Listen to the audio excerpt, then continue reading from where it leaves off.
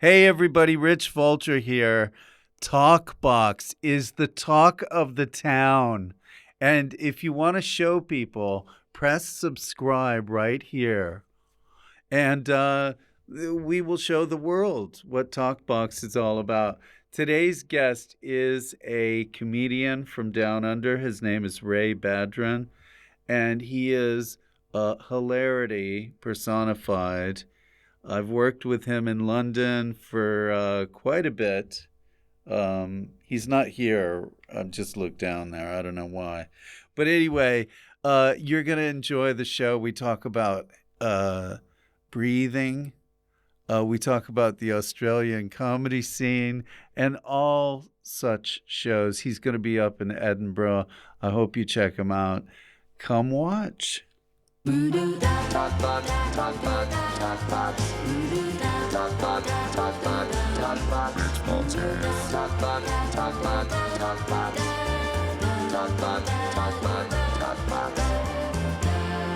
I gotta learn to breathe. Hey, Rich. Ray? Oh my God. Hey, welcome. Thank you for Good to having see me. you. Lovely to Thanks be for here. coming. Thank you. I'm sorry I don't have a beverage for you. No, that's okay. Yeah. That's fine. Yeah, I'm off the liquids. Liquids. Yeah, just solids now. Is that a new? Yeah, is that a new thing it's a- everyone's doing? No, it's not my thing. Liquids, they're Yeah. they're for girls. It's kind of gross. It's a too. girls thing. Liquids, solids for boys, liquids for girls. Really? Yeah, I think so. Okay. In all seriousness, I have read that a large problem of our generations is due to the ultra processed food. We don't chew enough, and we don't have strong enough teeth, and that's why we have teeth problems. So there is a little bit of truth to what I said. You're like saying that like with like a reverend No, because you were really excited well, about I it. am because I've read this book Breath recently, and it actually had like a bit of an effect on me. And one of the parts of that is he talks about how we don't breathe correctly and how we're not breathing through our nose as much, and it's due to our evolution. And we evolved incorrectly when ultra fast processed food came around. It's too soft, and our teeth. If you look at Neanderthals and stuff, their teeth Like are better. bologna. Their teeth are better than us. Yeah, like it's all softer. Yeah. It's softer, and we should have heart. We should have just chew a bit more. So you breathe through your nose and then breathe out your mouth. Yeah, and he says in there, he works it out that the perfect breath is 5.5 seconds in and 5.5 seconds out. What, like during the day? Yeah. Every time? Yeah, like we're sort of breathing too much. He talks about how we're breathing too much. It's like we're eating too much, we're breathing too much, and so like, yeah, here we are, and that is like anxiety at that level. So yeah. So we get lightheaded. I guess so. Yeah. I didn't know any of this. Yeah, shit. That's why I said you read this book. I mean, I don't. Kenny breathes I'm one of a these. lot. I'm one of these people that read get these. I got these shoes, and these sort of changed my life too recently. And I've been telling everyone about my shoes, so I can be a bit annoying with these fads and stuff I go through. So yeah. So what is this book called? Breath. Breath? Yeah. So, okay. Yeah, and what else does it tell? Is it about carbon dioxide? There's a bit of that, Yeah. and he goes into science and that. He had trouble sleeping and trouble breathing, slight apnea, sleep apnea, snoring and stuff like that. And I had a little bit of that. And he was like, oh, I'm breathing through my mouth. Have you ever done the sleep test? I haven't, but he does a lot of this stuff, and they do a test at the beginning of the book that starts where he sees this sleep doctor, and they tape up their nose and only breathe through their mouth for 12 days, and they record everything, and they record their sleep and stuff, and their snoring starts going up like 300% in the first night, like 12,000% by the end of it. They're just snoring the whole time and like choking on themselves Because they don't breathe through their nose. Yeah. How do they tape up the nose during the day? I guess a little bit of tape. Well, I was more wondering because they do the reverse experiment later, and I'm like, how do they eat if they tape up their mouth? But yeah, they did the reverse. And then Maybe he's just like a sadist. Yeah. You think? Maybe he made the whole thing up, Just to watch people. Yeah. So yeah. So I've So that's I guess I can't remember. What got me onto this? What got me onto this big rant about breath? We were talking. I said I'm off the liquids. Yeah, I'm you're off the liquids. Yeah. So one thing I did read was you're not supposed to drink liquid while you're eating. Yeah. Because that disrupts all the Yeah. eating. I mean, I guess stuff like that, but like, I mean, my mum is very overweight, and she'll often say things like, "This is the problem," like that's she'll be like, "I think the problem is I'm not meant to eat fruit before I have protein. The fruit mixes with the protein metabolism." I'm like, yeah, that's the problem. I'm the fruit mixing with the protein. So yeah, I'm sure there would be a bit of truth to that. You're not meant to have water while you're drinking, but I'm sure it's probably like pretty far down the list of things we're not doing right. Like, but I know for a fact if I chewed more and if I breathe more, 5.5 seconds in and out, 5.5 seconds in, I would probably be more healthy. I think you just have a slightly. I started doing a few things in this book, and I felt I had a bit more energy in the day, and I wanted other people to do it because I didn't know if I was just in love with this book and it was a placebo effect or what, but it did, And I stopped. Did you breathe into the book? I chopped up the book and then I grinded it up and snorted then I snorted it in there. That's the best way to get the information into the bloodstream. People are reading, it's too slow. Get it right in there. Would you consider yourself like a health nut? No. No. No. But I do have a degree in that sort of stuff. So really? Yeah. What is it called? Health? Medical science. You have a medical degree? Not a medicine degree, medical science. It sounds a lot better than it is. Medical science. But and then so. Do you ever make way in the crowd? Medical science degree? No, but our lab industry, people are always like, because of Edinburgh and stuff like that, people are always like, why don't you use your degree? Why don't you use it? As if I'm going to do a show with a lab coat on, and test tubes. Yeah. Like, why not? Because it's lame. I want to do stupid shit and fun shit and cool shit and creative shit. Be in movies like you and TV shows. Okay. I don't want to be like, So did you have, when you were studying medical science, was there a moment when you thought, I can't do this anymore? No, I did. I went, all through it. But I didn't really think for myself. I went to school and then just went into that. And then I sort of hated it. I've got quite a high achieving brother. And I was like getting towards the end of the degree. What does he do? He's a mathematician. He runs a company now. He started his own company, a startup, quite successful. I was towards the end of the degree. Your brother's Mark Zuckerberg. He's a little bit of a Zuckerberg, though. He's a mini Zuckerberg in Australia. Oh, my God. He would probably look up to those kind of people. I don't know. Something lame. But why can't you be more like your brother? Ray! And then, You're not acting like your brother. So it's a degree that you can only go into medicine with, really, or you can go, if you get really high results and you like it, you can do research in labs. So it's an interim degree. Yeah, or the best kind of job you could get after it was a sales rep. They told us it was a booming industry, or medical sales. Yeah. In particular, orthopedics and Viagra. Orthopedics? Well, we've got an aging population, so stuff for joints and shit like that, that's just going to be needed so much more in the future.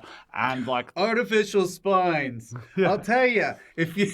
you literally have to go to the pharmacies, though, and tell them that this artificial spine's better than the other ones, I'll tell you what plastic, they bend. What I think is going to sell really well is hearing aids. Yeah. More people need hearing aids because we all listen to rock concerts.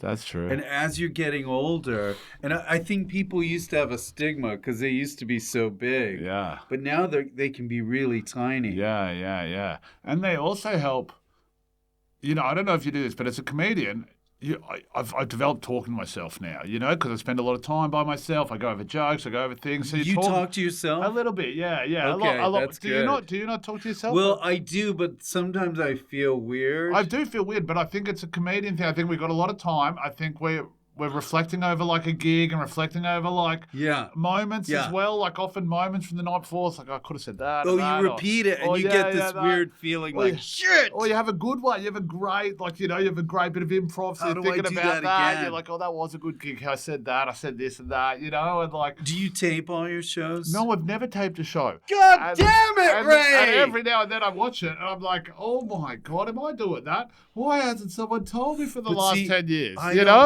been facing the wrong way. Yeah. I have to face the audience. Yeah. Like Jim Morrison used to face away from the audience. Yeah. But his was probably more intentional. Mine's like, I just didn't know which way I was looking. No, I'm joking. I wish I've taped myself. I wish, but like also at the same, not taping yourself helps you develop a natural style, which is quite cool. That's you true. know. But that said, I should have listened to myself more along the way, because I've just got all these little bad habits that I just could easily get rid of. Like when you say certain phrases over and over again to like fill a void, like, you know what I mean? Or yeah, hey guys, you know, what about this? Or like, you know, you sort of say that. But that's just getting from one chunk Yeah, to but the like next, when you watch right? yourself once, even if you're not even analysing it, you'd be like, fuck, I say that a lot. Like, you know, you don't realise, you're like, I'm saying that after every joke, you know what I mean? Like, you know, I've got to stop saying that. And then, so it's just some little outliers I could have picked up earlier on. Right. And because I don't like to listen to myself or watch myself over. No. Even though Kenny makes me.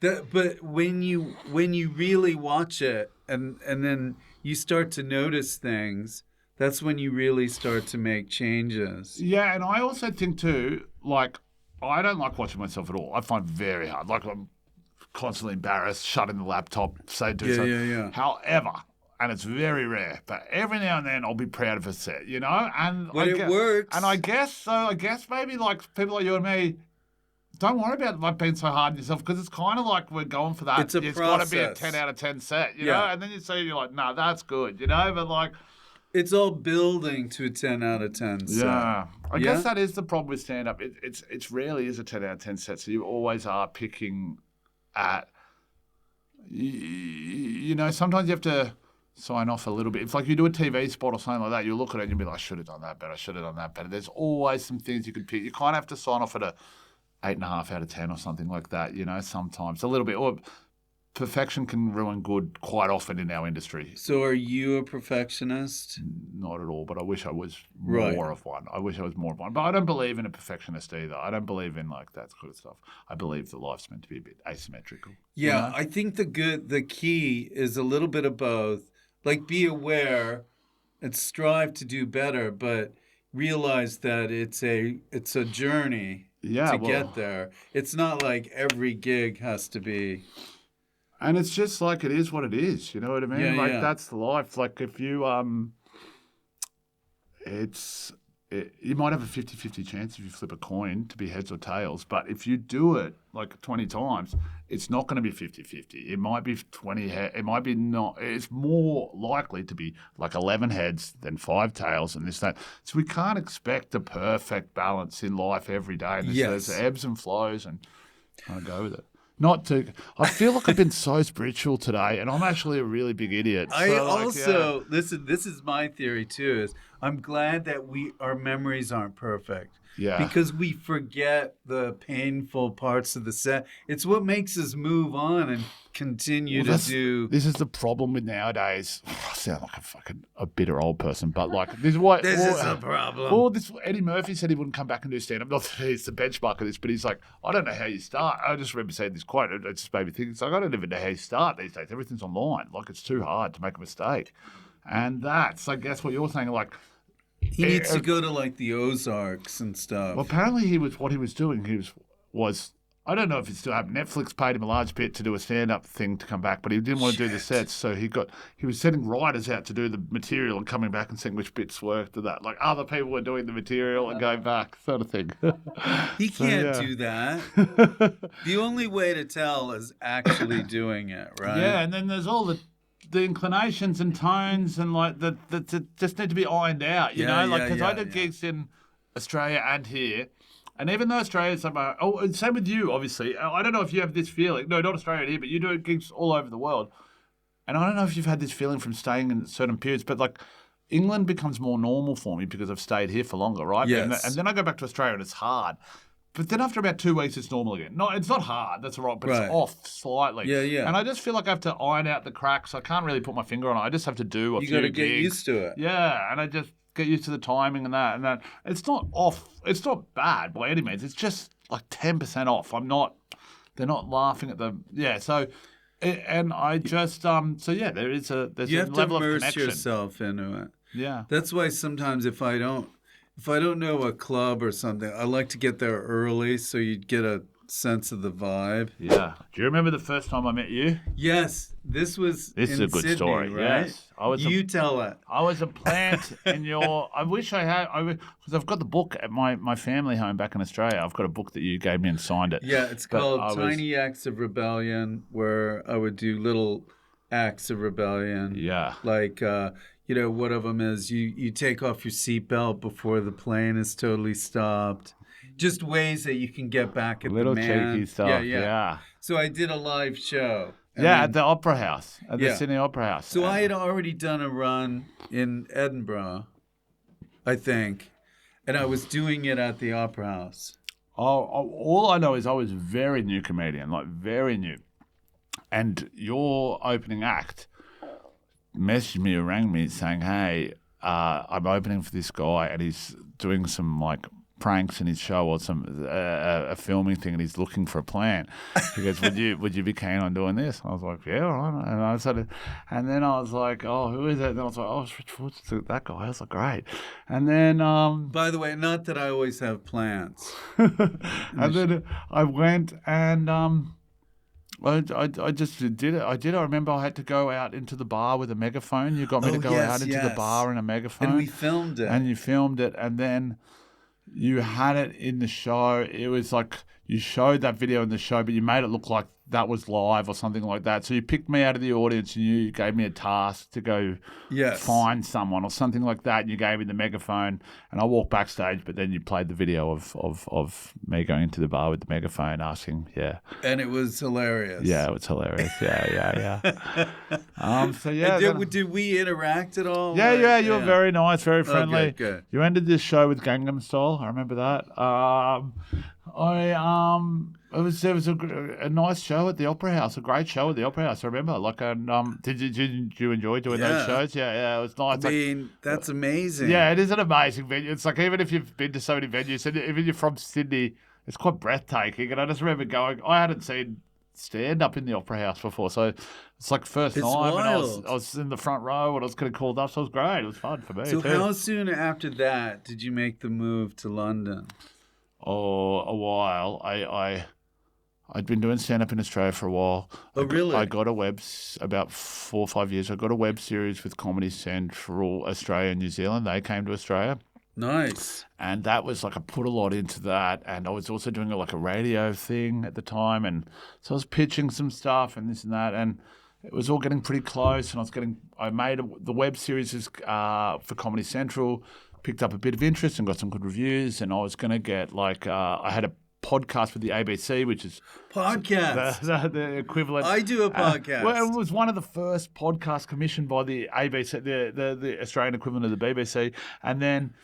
So this was all leading towards getting pilots and getting a few online series, and then the ABC, which is really where you get most of the funding. Channel 7. Channel 5. Oh, right. No. ABC, which is where you get most of the funding from Australia or Screen Australia. They're the two bodies.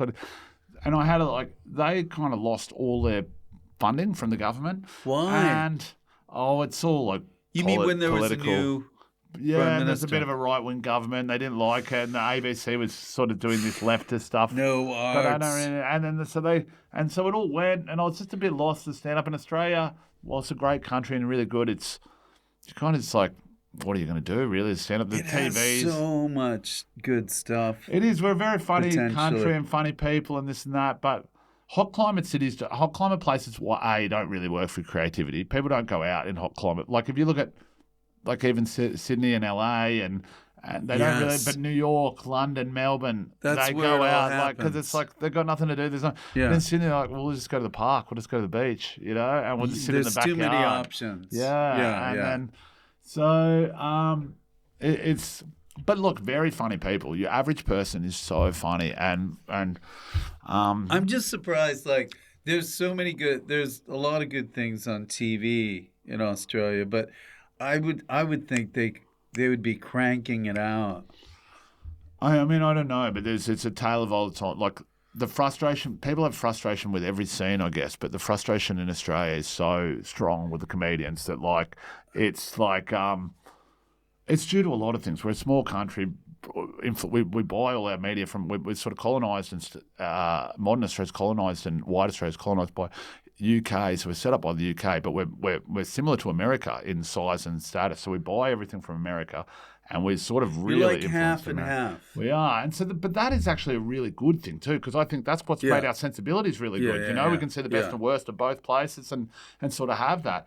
But and I think New Zealand does that very well too, like where they are sort of have a good balance of seeing half as well.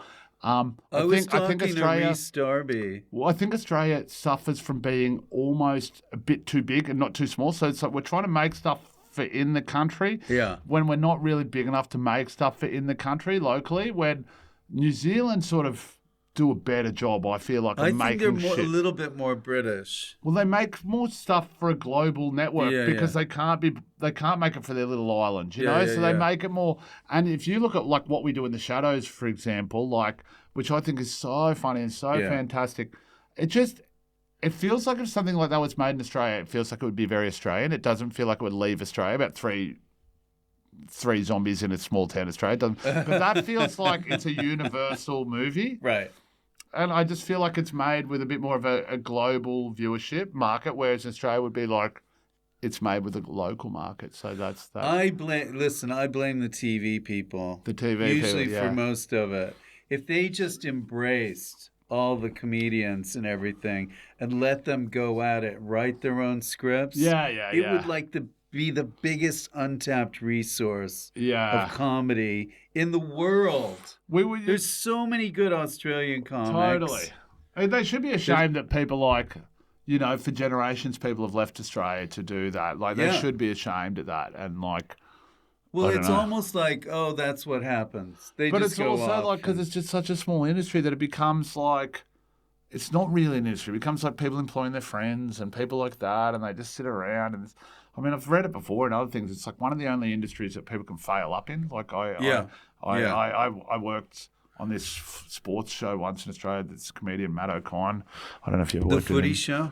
It was a soccer show called they tried to. There's a famous English one called Soccer AM, and they tried to sort of do an Australian version called Thursday FC, and they had did you ever see this show? They had this It had a theme song too. I bet. Thursday FC. I can't remember what the theme. Yeah. In the theme song for Match of the Day, which I actually think is the best theme song of all time. Do you know the theme song? Yes. It's, but that's been going since the 30s. You know, whatever. I don't know. It's in black and white sometimes when they show it, like back in the like. Yeah. I don't know if TV was around in the 30s, but like it's been like that. It's like, but it's like at the beginning, it's like welcome to Match of the Day, and it's like in black and white. And then you see, I'm thinking this theme song's been going for so long, and Hitler still scored a goal. But the craziest thing in the Match of the Day, because I love the theme songs, I'm like, this is a great theme song. But you watch it, and it's got like a montage of all the like soccer players like scoring goals and stuff, and then like it's one bit when it's like it's got a montage of the coaches coaching, and like that's harder to show a montage of because it's like a bit of that. Yeah. So to spice it up, what they've done, well, when they show Pep Guardiola, who's the coach of Manchester City. Pep Guardiola? Pep Guardiola, arguably the best coach in the world. When they've got his part in the montage, what they've done to signify that is they've put like these maths equations come flying past his head, like big, high, complex maths equations. Because he's smart. Yeah, I guess so. He's really smarter than like the other coaches. But I paused it and I looked at the maths equations. I looked them up. And they're not about 2 + football. 2. It's about astrophysics and shit. Yeah. So he's so really smart. He doesn't even have to worry about like what's happening there. He's just doing Kick the football into space.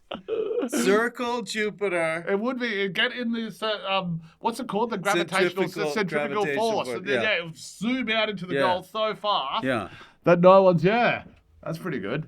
No one scored a goal like that. I've actually always thought, and I don't mean this in a sexist way. I'm genuine question. But here it comes. No, I guess it's in women's football, right? Why don't they have? Because sometimes in men's football, right, they get a really tall player. You're worried I'm going to say something. No. Sometimes they get a really tall player in men's football, right, and like his header might not be that good, but then like good at headers. Those headers, they'll bring him out of the corners and they'll bring him out there. And then women's football, they get a very large-breasted woman, right? They kick the ball up. It goes in there. Gestures. And it just lands in the cleavage. It just lands in the cleavage, right? Yeah. I don't think the rules have caught up to this yet, you know? So they need to. They are, and so there's like, in the women's team, there'll just be all the girls, and there'll just be one very large-breasted woman in the team that's there. Is that a penalty? Well, I just think if you get the ball in the boob, right? You should be able to run with it. I don't know if there's a rule that you're allowed to get it out of the boob, or you have to try and get it out with your head or foot, which is hard. And I think you should be able to run with it. You should be able to run with it in your boobs, and you just walk it into the goals. So that's it, yeah. So then you get that is a lot of women that grow their breasts out like this. Yeah. Well, yeah, we'll get surgery just for the play, just to make the team, yeah. And then they change the rules just after you did the surgery, and it's like, shit! But I would genuinely like to know what the rule is to stop that from happening. Okay. Like, you've got a lot of spare time. But, I mean, you can look that up, well, I mean, right? yeah. No, you can't look that up. Why not? Is there a rule against holding the ball in your breasts in soccer and running through? No, I don't think you could look that up. I think like once you start typing in breasts and stuff like this, you're getting it's. You need to like go to a game and like run into the ref and talk to a ref. Yeah. When you grew up, did you like sports, or do you have a sport that's your favorite? I sort of liked sports, I guess, a little bit, but not loved sports. I didn't love Australian sports. Then when I came over here, I started to get into sports. Right. When I came to England. Oh, really? All the English sports? Well, because when you watch it in your own country, there's a bit of a cultural cringe, you know? You grow up with people you just say, I didn't love it, you know? I didn't love, like, the Australian sports. And they're a bit, like, local as well in Australia, so it's kind of like the TV a bit. You're like, whatever. But it's all right. It's all right. But then, like, I was always kind of attracted to international sports. Like, I always loved basketball, tennis, soccer. I love all sports. I don't really dislike it, but I was never really a sports fan. And then when you come here... It's a social thing. And it's also like a cultural thing almost. Like if you came here traveling and it was like, what do you do in England? Like go watch an English Premier League is a thing to do. So you're kind of people watching a bit. It's a bit like if I go to America and I went to a baseball game, it's got a whole different meaning than a local going to a baseball game in America. I just went to Wimbledon. Oh, how was that? I had always wanted to go. How was that? It was great. Yeah, I love it. It was so hot, though. Oh, yeah. What day did you go? 11. Oh, right. Day 11. Yeah. Yeah. Did you see any games? Doubles. Oh, right. No, Two it games. was great. No, it was the team that eventually won. So, yeah. Oh, they beat... I can't remember who, but they beat an Australian guy. So wait, I need to backtrack with you. Yes, please. We didn't go from when you left Australia. When did you decide? So there was no work. Sorry, I did the podcast. I did the web series, and I sort of envisioned like because I had a pretty traditional start to stand up. In like it's not traditional start, but like momentum of my career was moving forward. Won a few competitions in my first year and this and that, and I got to that. And like from the books, and I think a large part of the problem from my generation or any generation now starting is we're reading books and learning lessons of generations before, and the marketplace is completely different now, you know? So you're like, online. You're like, Gary Shandling just did stand-up for a few years, got his own TV show. So I guess that's what I'll do, you know? Yeah. I guess what I'll do. You go to all these TV spots, you get... It's like Pass out flyers at Times Square. Go on a radio show. I made a web series that got great reviews and they put it on TV on a streaming service. So I just remember thinking, this is the beginning of the rest of my career. I will get the next idea then. I'd pitch this and that. Put an ad on a dirigible. And then it just never happened. And I had meetings in Australia, people like it. I thought, then when I came here, I was like, had a bit of momentum as this new comedian. I thought I was really trying to pitch this web series that I'd made in Australia, but no one was kind of really interested. They were like, what are your new ideas and this and that? And I was like, this one's really good. Like, I want to remake this. No one was really interested. And then I did a new idea. I ended up doing a pilot with a producer at the BBC, which is cool. Are you sweating? I am sweating a bit. Yeah, sorry. Do you not find I it wish hot in I here? could do something. I don't usually sweat, but really, that's a problem. I think that's a health problem. The Prince, the Pizza Express. I actually don't usually sweat like big time in life. Like I don't have big sweat pits, but I find myself in some unique situations. I'm sweating. Like here, I find, and Am I sometimes, making you nervous? well, what I actually think it is, and I'm not making this up. I think I might be something to do with lights. I think I might be quite Oh, it's the sensitive to lights. lights. Yeah, because I yeah. think in stand-up sometimes I'm sweating so much, and I'm Yeah. like, I don't sweat in Yeah. real life. I'm not that nervous. Maybe I'm unconsciously nervous at a deeper level, and I don't know, and I'm sweating. I don't know, but I find I'm sweating sometimes in stand-up, and so I do think it's the lights. What about sometimes when? Would you like a water? Are you good? Yeah, water would be Okay, great, thank actually. you. Thank you so much. Oh, very much. Yeah, thanks. thank you. I'll break my no liquids. What about What? the time when they go, okay, you're going to do this on TV, right? It's the same act you normally do, but then all of a sudden there's all these lights. Yeah, Like a normal gig. Thanks, man. Are we recording now or no? Yeah. We are. Oh, well, I guess I can go straight into the story then. I guess I kind of half told it, but I did Guy Montgomery's Spelling Bee show, and I think it's so funny, and I think Guy Montgomery is one of the funniest comedians, and I really like him a lot. And so I'm like, maybe went into it a bit blasé, thinking because of TV and it's a panel show or whatever. But I know Guy so well, and I know Aaron Chen is like a co-host, and I know he's very funny, and they're both weird kind of people, like my sense of humour. Yeah. So I just thought, and they like me a lot, so I'm feeling pretty comfortable and good, and just going in there.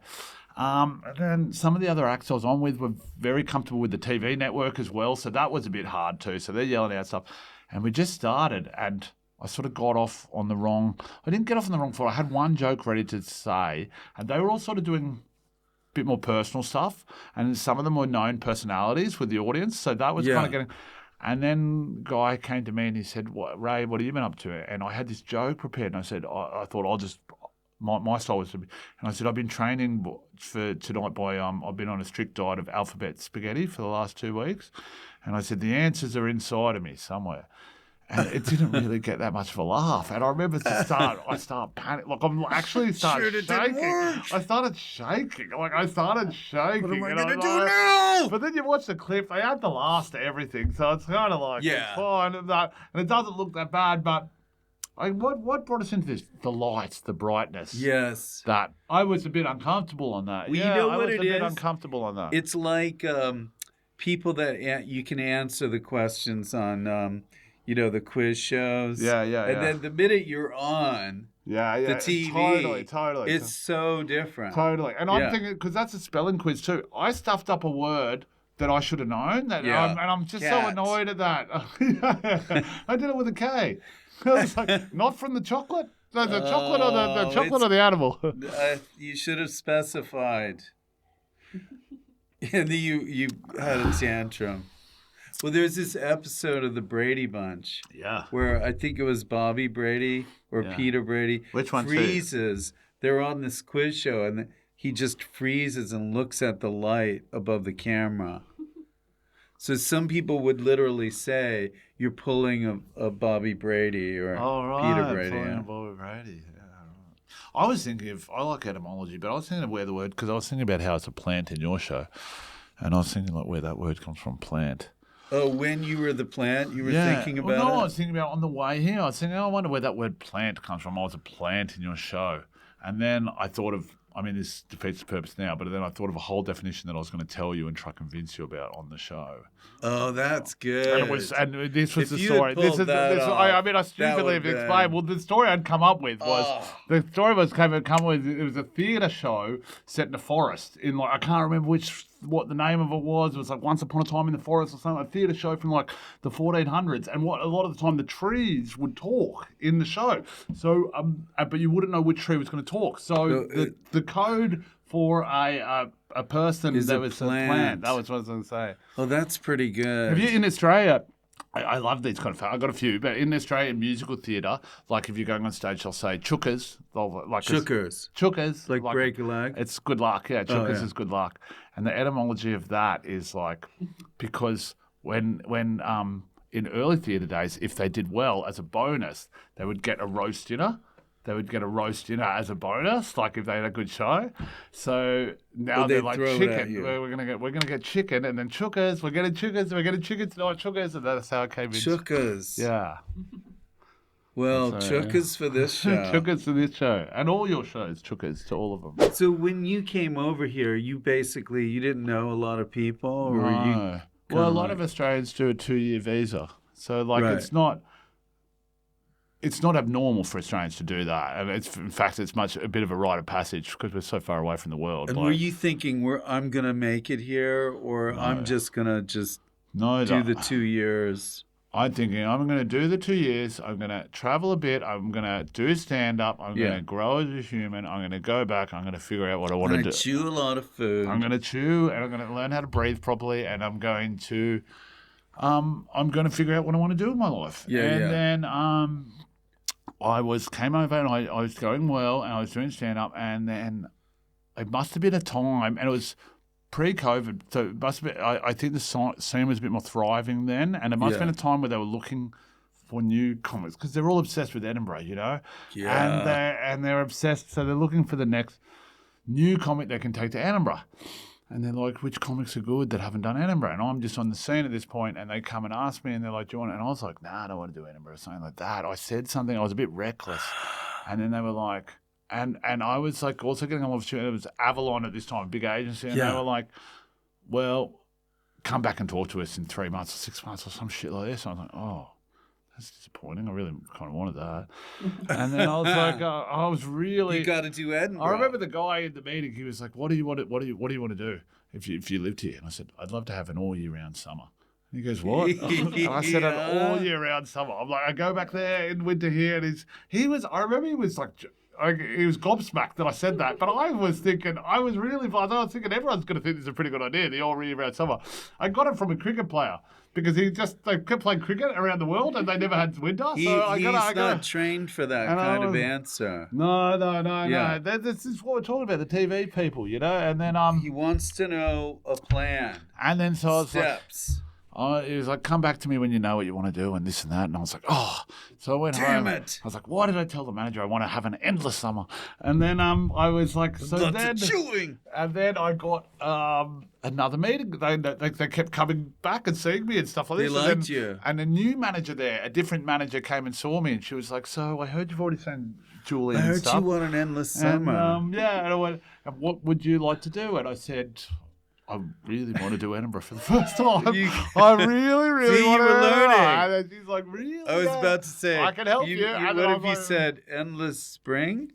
And then, so then I did, and then I signed with them, and they put me on a 5-year development deal. And then I was like, okay, I'm moving to England. I'm not going to stuff this up. I'm going to work really hard. Nothing but a worldwide pandemic can stop me now. Oh, that's what happened. That's what happened. Because there was one. Wow. COVID-19. And then, so that happened. And then my manager left. And then... What do you mean left? Went back to America. She was an American person went with this. And so she left. And then I just sort of been like... you lost your way. I have lost my way, but I've always lost my way. I only found it a little bit. You need to go back to your way. Yeah, I don't know. I don't know what my way is, though. Yeah, but I'm... I know what you mean. You feel like you're locked in when you've got maybe a team in place. They tell you what to do, and you're like, okay, I know where I am. I know what I'm doing. Yeah, it's not so much complaining. It's just more like I'm a bit lost now. And I have lots of opportunities. Nothing too solid, though, you know? So it's like, I don't know, yeah. But this is the thing, though, that I think it's hard to understand. There are always going to be changes and opportunities.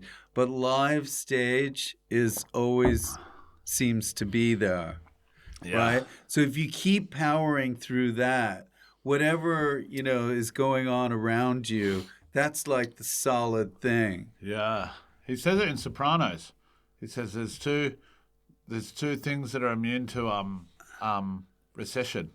He goes funerals. He goes our business and parts of show business. He goes show business and our thing. Parts of show, but stand up they say is recession proof or whatever. Yes. Because people go when they're depressed. People go when they're happy. People go when they don't have money. Like people go, like they just go at all times. Well, people don't go at all times as well. But in general, it's staying at the same level no matter what the economic climate is. You know. Yeah. But all this stuff about what kind of comedy TV, because I know I'm at a standstill too, because a lot of the stuff I think of are TV, and so you think about pitching and blah, and that whole process. That's a lot of that's gone away now. Yeah. It has gone away, and people have been saying this for a while. TV's dead and this and that, but it has really reached the point where it has like.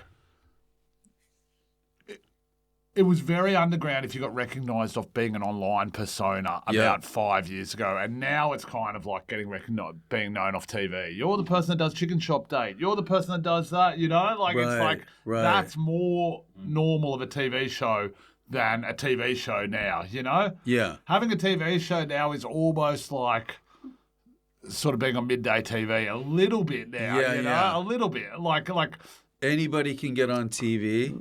No, I mean as in... TV's not as TV's not. It's not. It's all reality. It's all. It's all reality and that. So it's more like if you're getting on TV, you're doing that a bit more. You're doing that a bit more. Yeah. It's the shit you didn't want to do on TV before. Is what you can do on TV now. I think the thing now, as a whatever comic, is that you get a hardcore group of followers. Yeah. Doesn't even have to be a lot. Yeah. It's like 100,000. They will go with you wherever you want. Yeah. Not that you're like a cult leader, but, you know, people that know you specifically, it's a good thing. Yeah. So whatever medium happens to be the thing.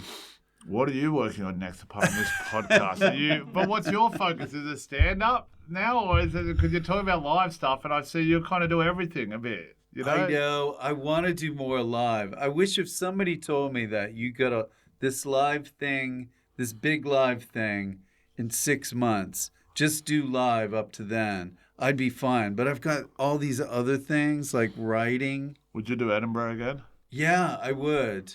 If it was the right... If I didn't have to worry about all the producing and all that stuff, yeah. But you're doing Edinburgh. I did a late night table tennis show with my friend Sam Campbell. We did it a few years ago, and that's awesome. Yeah, it's all right. And there was a bit of a hit there, so I'm just going up and doing that for a couple of nights. Now, are you good at table tennis? I'm pretty good. Yeah. I've got comedian rankings. I've ranked I've played almost all the comedians. Who is a good? I mean, and we're talking Australia, New Zealand, and UK. Okay, I'd say the number one ranked comedian table tennis player, and he doesn't even really hang around that much, but he just plays, is Alistair Green. I don't know if you know Alistair Green. Yeah, he plays like kind of professionally, yeah. Do you play like where you're like way far back from the table you can and just get go far back? Yeah, you can. Really? Yeah. That is good. I can only do that once. And then... it actually started so strangely. The truth is stranger than fiction here, but COVID happened, like I was telling you the story before, move over, sign with this agency, do all that. COVID happens, not to sound too dramatic, but kind of lose my purpose and what I was going to do here. And I'm not at home, and I can't fly back home, and it's lockdown here, and it's open in Australia. So I'm seeing on social media people going to the beach and this and that, and it's fucking wild. So it was a very depressing and hard time for me. As in mentally, I'm going a bit mad and fighting with my partner so much. And we're going mad because we're in this 1-bedroom apartment with nowhere to go. And I'm speaking to someone, they're like, you've got to get some more hobbies. You don't have any hobbies. And I'm like, I've just been doing comedy. I don't have any hobbies. And then I'm like, I did like playing table tennis. And then there's this comedian, Mark Silcox. And I don't know if you know Mark, but he said to me, he's like, man, if you ever want to play table tennis, because he loves playing table, let me know. We can play. I'll come meet you and we'll play. And Where? I said, when? He goes, I'll find a place. So I said, okay. And so he found an outdoor tables, and I would go meet up with him in COVID, an hour a week, and then that turned into 2 hours a week. And I was like, I'm just going to develop this hobby and I'd played a little bit as a kid. I'm going to get really good. And he was pretty good. So I started training with Mark and playing that twice a week. Really training? Well, just practicing and playing and then like that. And then the regulations just started to open up a little bit. And then Mark has this idea where he's like, I have, because he was a part-time school teacher, and he goes, I'm going to go get the keys for the school, and we can go play in the school. School table tennis. Okay. And so this is in COVID, and we would go into his school, break into his school and play table tennis, him and I. Nice. And it was, and you were allowed out of the house for exercise. So like this, although we're breaking some rules, I guess we're not. You'd But, sit at the desks. we're not doing too reckless with the COVID rules. But the mindset I'm trying to get into here, and I don't know where you spent COVID or lockdown, but it's like it was a crazy time. In a closet. It was a crazy time because we've been locked out so much, and to go into this school that was just abandoned and like see the play equipment, I could like not that I was using it, but it was just madness. It was like kind of like apocalypse had happened, and we're in this like The alphabet chart. and you on could the walk wall. past and pick the basketball up and throw it in the hoop. You could like write on the boards. It was just kind of mad. And we were playing table tennis. So then that started with he would start telling me inviting more people. And I don't mean to be rude to Mark. I love Mark. He's a really nice guy. You good liked friend it of mine. with just good you friend two. Well, there was that, A. And B, I was a little bit embarrassed about the sort of situation and the hobby I'd sort of got myself into, I'm like, I am playing table tennis. Shouldn't. I know I'm just playing table tennis with a guy at an abandoned public school during COVID in another country. It was just it's a bit to take in, And like, I would not be worried about it. And then he goes, I've invited Tim Key and I've invited some other comedians, and I don't really know any of the other comedians now. I'm like, this is a bit strange. And then Tim Key turns up. So now, and I don't know Tim, and I don't know why the fuck he turned up, but it's like Tim He must love it. It was just a time in COVID where we were all so depressed, and he was quite broken, I could tell. And he just turned up. He was just happy to have some company. Yeah. And so it was so strange. It was Mark Silcox, myself, and Tim Key in an abandoned school playing table tennis. And then a few other people turned up, and it became this group. Luke McQueen used to come. Luke who was one of the guests on before. He used to come, and then He's a guest on the TalkBox podcast. Do you release these sequentially? Like as in with the previous recorded one, will they be in can't really order? tell you that. Oh. I'd have to shoot you. But yeah. Well, what the previous guest that you had, or maybe a guest in the future. He was also part of the group, and then so we would play pretty regularly there. And Sam Campbell and I used to play. And how did it get to where you did a show? I was playing with Sam there, and I host a gig in London called Moth Club, which you do regularly, and the Moth Club. The guy that runs Moth Club is a comedy producer who works for Rupert, and I was telling him about an idea. So I've been playing table tennis with this whole group of comedians, all the comedians there, and I reckon I'm just going to put a late night table tennis tournament on in in Edinburgh, have comedians to do commentating, and people can play, and just have it in the centre of the room and everyone's sitting around. And you talk shit. And he was like, yeah, he goes, I like that. He goes, do you want to do a trial one here at Moth Club? And so we did a trial one at Moth Club, and that was on at like 8 o'clock or 7 o'clock at night or something like that. So it was a bit more of a show with segments. But then the one in Edinburgh, it's on at midnight, so it's a bit late night, raucousy, but Do you need a raked seating to see the table tennis? No, you don't. But it doesn't help. But I have standing and seating. And, it's mixed around to that. But where do you get the tennis table?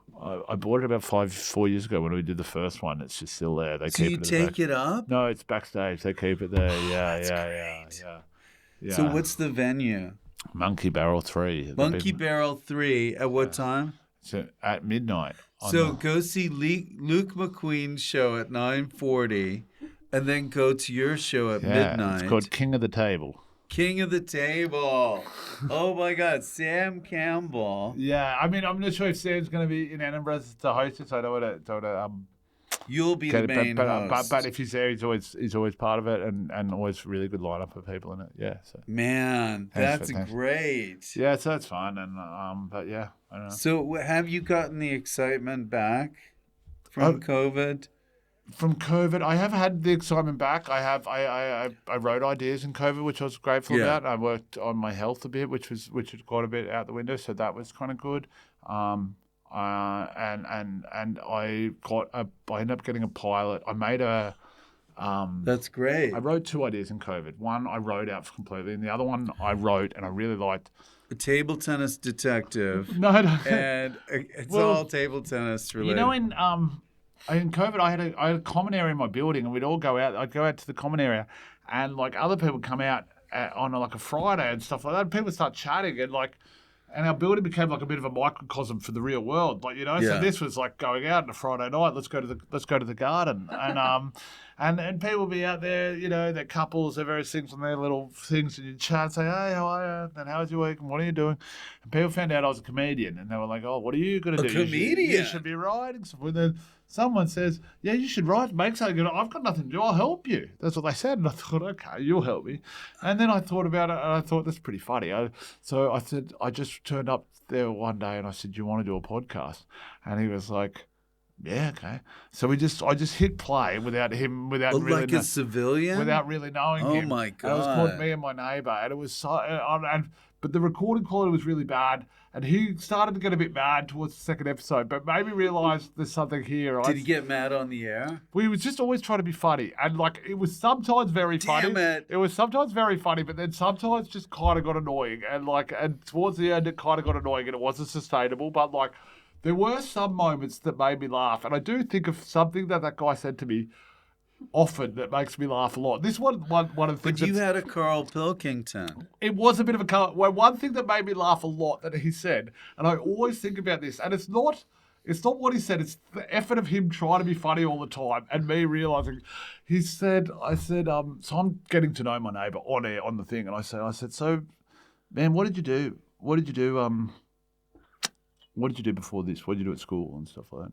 He goes, I can't do that. I can't tell you that. I said, what do you mean? What did you do at school? And he goes, I went to prison. I said, what do you mean? What do you mean you went to prison? He said, I went to prison at school.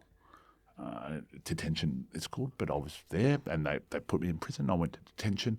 I said, all right, what did you do? And what did you go into detention for? And he goes, I didn't do anything wrong. I didn't do that. I took the rap for other kids. And I said, all right. And he goes, I just took the rap for other kids.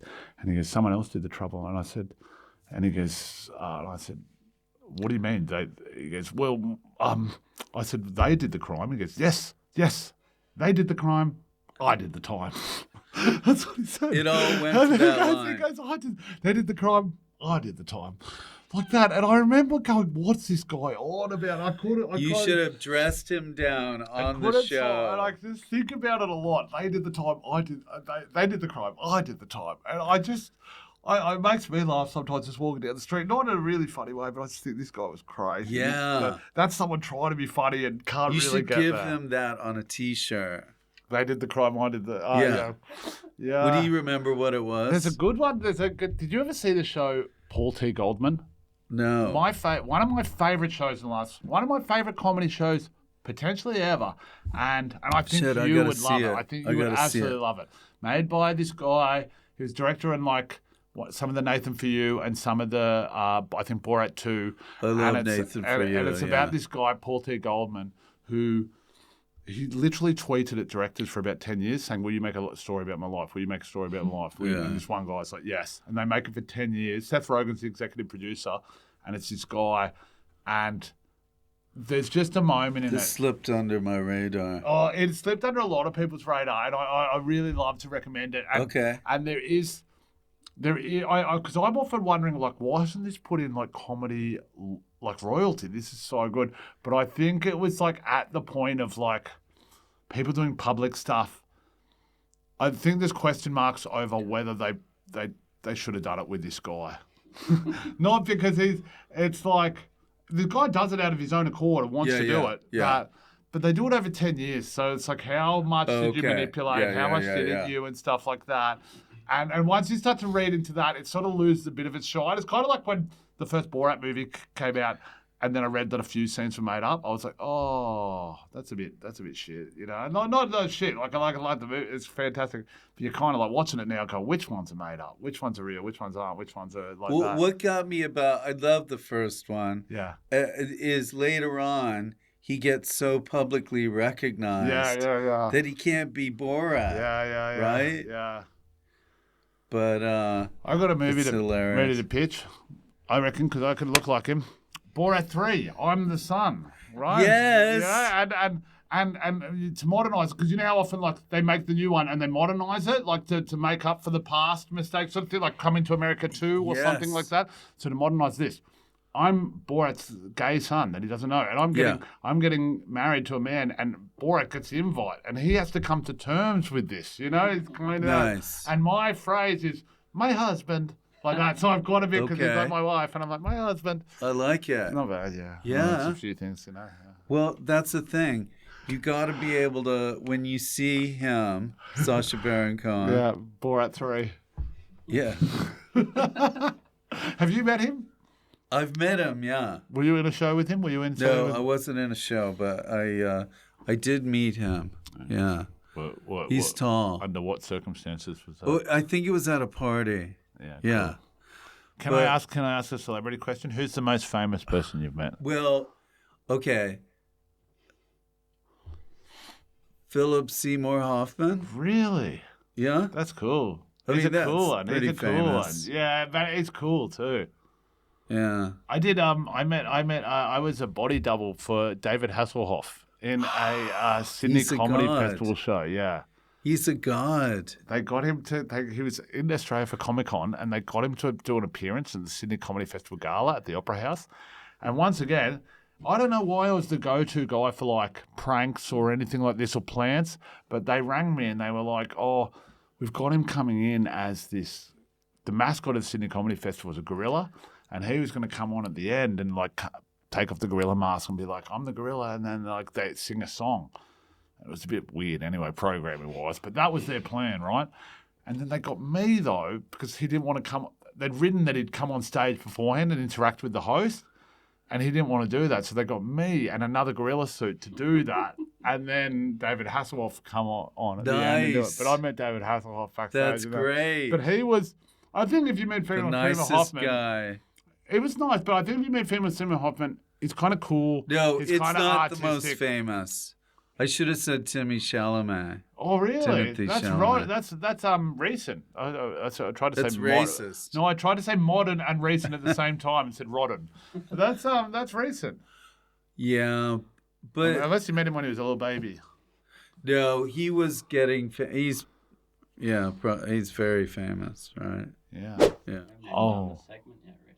Oh, what's the segment? I would love to do a segment. What segment? Oh yes, Yes. there's a segment. Okay. Okay. I'm ready to go. No, sorry about this. It's called Fill in the Blank. Phil and the Blanks. Okay. No. I don't know who this Phil is. From the 40s. No, it's called Fill in the Blank. Okay. So I'll say What's a he doing in there? sentence. What's Phil doing in there? Sorry. Okay. My favorite way to write material is to blank. Surf. Really? Well, no, I don't know. Surf the I don't internet? know why that came out. I was trying to say Oh. something funny. That was okay. pretty. My famous way to write. Okay, I hate to say this. My favorite way to write material is to get it out. But I actually think the best time I've written, the funniest I am. I hate to say it. I've had a few drinks the night before, not super drunk, not hungover, but I've woken up and I'm in a bit of a silly mood. A haze. I feel like then, Yeah. not too much of a haze, but like I've got energy, but I'm just like in a bit of a cheeky mood, and I'm on the Yes. phone to a friend laughing or something like that. I guess then. Well, you're warmed up. And I guess when you become a comedian, that's why comedians, as soon as they start doing it, they become less funny because we're not interacting with real people and doing this and that. You get separated. If you find some guy that worked in like a deli that was just funny to the customers every day and stuff like that, and you got him when he's like 50 or 60 years old, he's developed a natural inclination in his voice that's funny, Yeah. That's cool. And we lose that when we become a comedian. We get a laboured one from doing stand-up, but we lose this natural one from real life. And then you get like all of the material starts to center on being on an airplane or being in a hotel. Yeah. Yeah. Of all my friends, this is bad. I tried to answer the last one like silly and funny, so I would like to. That I'm going to take this one a bit more This is seriously. bad because you could get someone in trouble. Of all my friends and relatives, Yeah. blank is the least supportive of my career. Oh, this is pretty good. This is the gossip show. Yeah. Blank is the least supportive.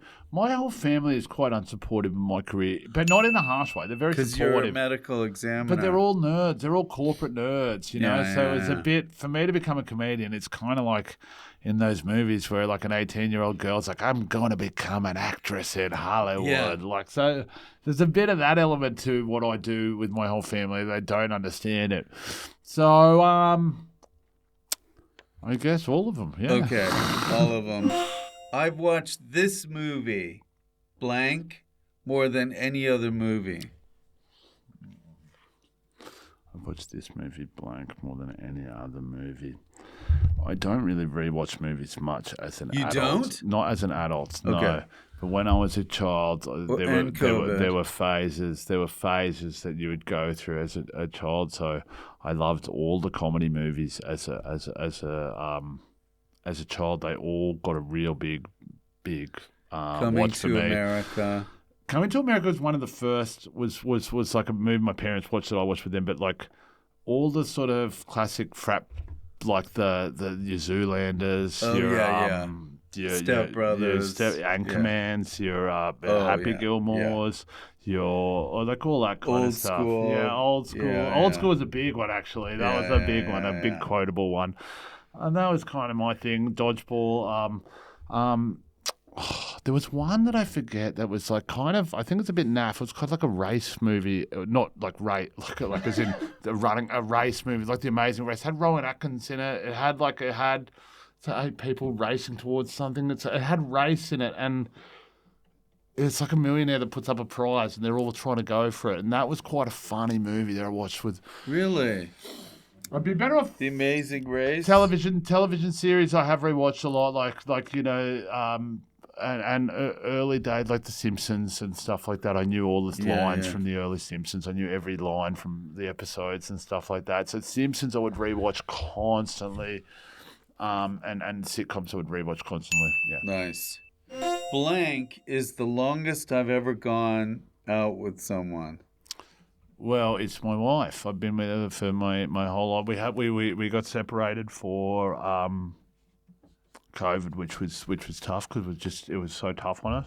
But we've been together for a long time, yeah. So since a long time. So over a decade. Yeah. Wow. Blank is the best word to start a conversation. It sure is. No. Blank is the best word to start. I don't know what that means. I don't know what that means. Question. Blank is, as in, what word would provoke a great conversation? Yeah. What word would provoke? Like I got to walk into a room and say this one word to provoke the conversation, or what the vibe of this word provokes the conversation. If I've got to walk into a room and just have one word to provoke the conversation, well, I would provoke walk in might not be the best word. Yeah. Stimulate.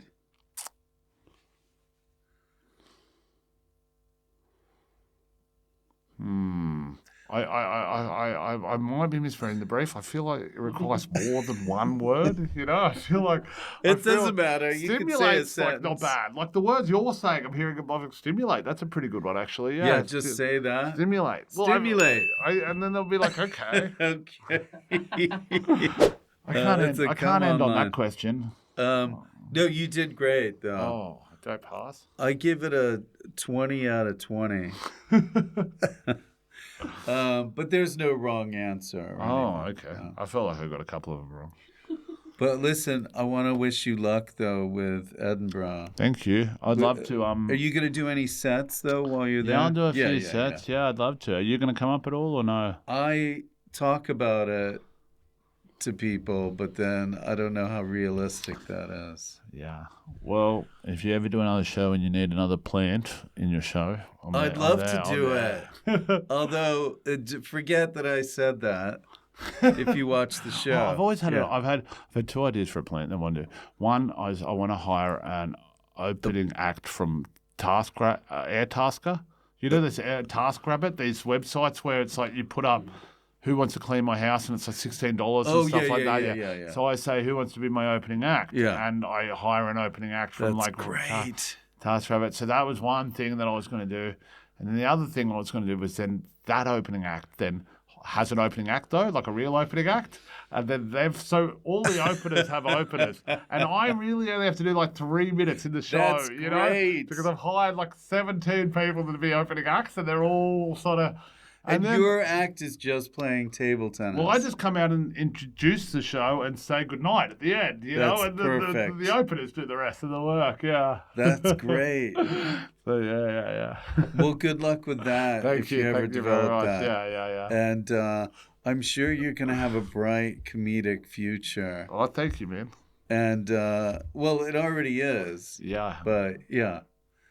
All right, man. Thank you, Rich. Thank you. Thanks. Well, that was a lot of stuff. I'm tired. Can we end the night or the day or our session by pressing subscribe right now? I hope so. And listen, check out Ray's show, the table tennis show in Edinburgh, because we got to support people, right? And otherwise, there's no visible means of support. And then it's like a bad bra. Bye.